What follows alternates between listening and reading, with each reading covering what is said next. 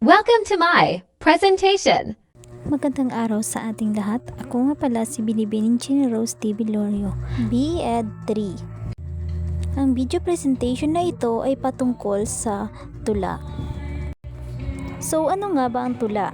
Ang tula ay anyo ng panitikan at ito ay binubuo ng taludtod. Ang tula ay isang anyo ng panitikan na nagpapahayag ng damdamin ng isang tao. Ito ay binubuo ng mga saknong at ang mga saknong ay binubuo ng mga taludtod. Ang tula ay nagpapahayag ng damdamin, kaisipan, gamit ng marikit na salita. Ito ay isang pampanitikang nagbibigay diin sa ritmo, nagpapahayag ng damdamin at nagbibigay kahulugan. Meron tayong 7 elemento ng tula. Una ay tugma. Ito ay nagkakaparihong tunog sa huling pantig ng huling salita sa bawat taludtod. Pangalawang elemento ng tula, persona. Tinutukoy nito ang nagsasalita sa tula. Una, ikalawa o ikatatlong panauhan. Pangatlong elemento ng tula, sukat. Tumutukoy ito sa bilang ng pantig sa bawat taludtod ng tula. Pang-apat ay ang tayutay. Tayutay, paggamit ng pagwawangis or simile, pagtutulad or metaphor. Pagtatao or personification ay ilang paraan upang ilantad ang talinghaga sa tula. Panglimang elemento ng tula, kariktan, tono or indayog. Tumutukoy sa pagbaba at pagtaas ng tono o pagbigkas. Dapat isaalang-alang ang diwang tula. Pang-anim, talinghaga. Tumutukoy ito sa paggamit ng matatalinghaga salita at tayutay. Panghuli ay ang paksa.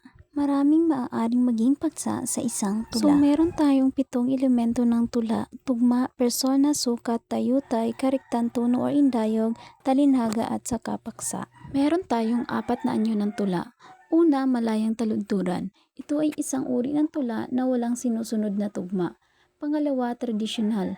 Ito ay isang uri ng tula na sumusunod sa mga tuntunin ng tugma at istruktura. Ang ganitong klase ng tula ay karaniwang may bilang na pantig sa bawat taludtod o linya at may tiyak na tugma sa dulo ng bawat linya. Pangatlo ay may sukat na walang tugma. Ito ay isang uri ng tula na may regular na bilang ng pantig sa bawat linya ngunit hindi sumusunod sa tradisyonal na tuntunin ng tugma o rema sa dulo ng mga linya. Last is, walang sukat na may tugma. Isang uri ng tula na sumusunod sa mga tuntunin ng sukat, tugma at istruktura. Ang ganitong klase ng tula ay karaniwang may regular na bilang ng pantig sa bawat taludtod o linya at may tiyak na tugmaan sa dulo ng bawat linya. Next, meron din tayong 4 na uri ng tula. Una ay tulang liliko o pandamdamin. Ito ay nagtataglay ng mga karanasan, guni-guni, kaisipan at mga pangarap tungkol sa pag-ibig, ligaya, lungkot, hinanakit at iba pa. Karaniwang itong maikli at payak, at itinatampok dito ng makata ang kanyang sariling damdamin. Pangalawa ay tulang pasalaysay. Ito ay naglalahad ng makulay at mga mahahalagang tagpo sa buhay sa anyong patula tulad ng pag-ibig at pagkabigo. Tagumpay na mula sa kahirapan, inililahad din dito ang katapangan at kagitingan ng mga bayani sa pakikidigma. Pangatlong uri ng tula, tulang dula. Ito ay isang tula na isinasagawa ng padula na itinatanghal sa isang entablado o dulaan. Ang usapan dito na mga tauhan ay parang patula. Pang-apat na uri ng tula, tulang patnigan. Tulang sagutan na itinatanghal ng mga nagtutunggaling makata ngunit hindi sa paraang padula, kundi sa tagisan ng mga katwiran at tagisan ng mga talino sa paraang patula. Meron din tayong 3 uri ng tulang pandamdamin. Una is oda.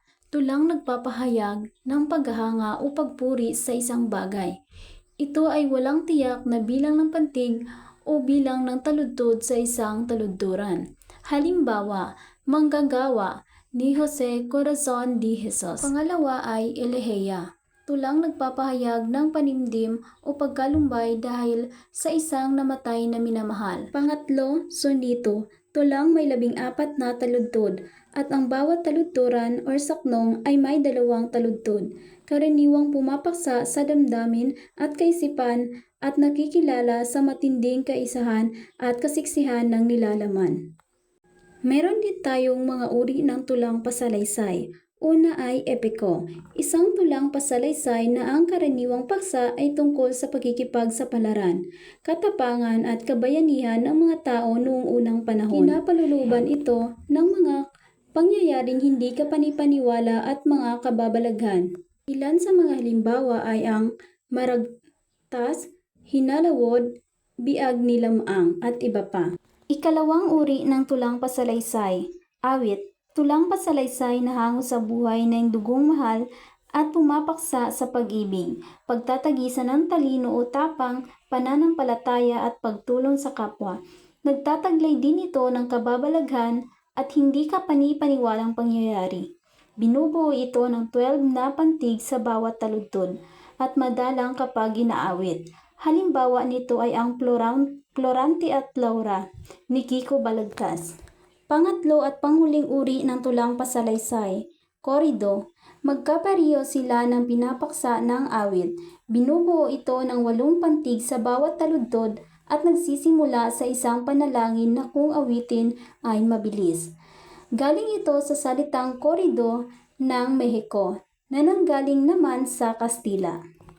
Yun lamang ang 3 uri ng tulang pasalaysay. Una, epiko, pangalawa, awit, at panghuli ay korido. Meron din tayong mga uri ng tulang-dula. Una ay moro-moro, tulang dula na pumapaksa sa paglalaban ng mga Muslim at Kristiyano na laging nagwawakas sa tagumpay ng mga Kristiyano. Pangalawa ay komedya.